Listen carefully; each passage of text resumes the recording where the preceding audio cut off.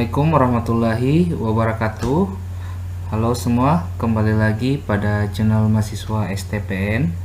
Pada video kali ini saya akan menunjukkan cara melakukan download foto udara secara gratis pada website OpenArealMap.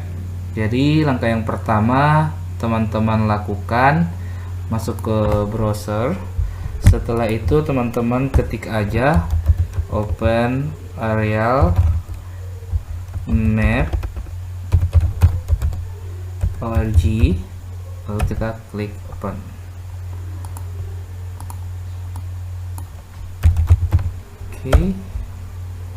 Oke, ini. Setelah itu kita klik yang OpenArealMap, lalu kita klik Start Exploring. Setelah itu di sini kita bisa search location yang ingin kita download foto udaranya. Jadi sebelum kita mendownload, teman-teman perlu ketahui OpenArealMap ini merupakan salah satu website yang menyediakan foto udara secara terbuka bagi masing-masing pengguna.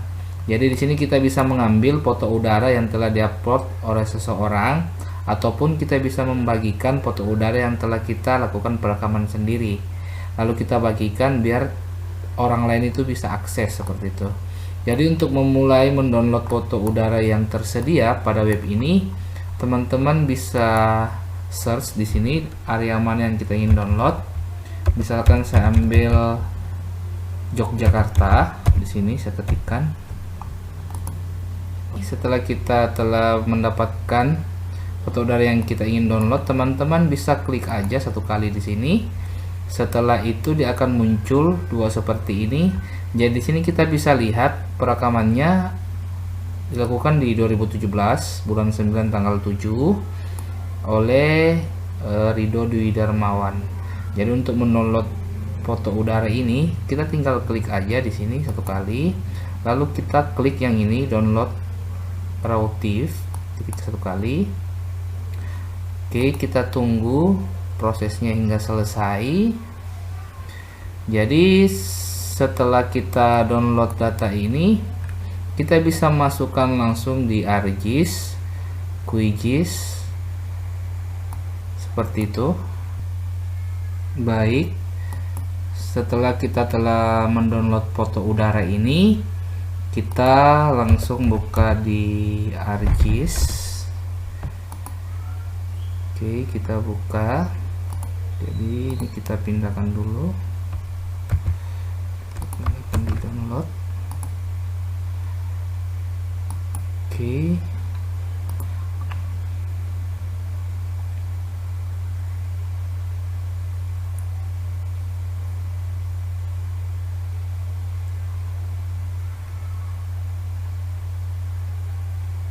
Oke, setelah aplikasi ArcGIS-nya udah terbuka, kita langsung aja add datanya ke download.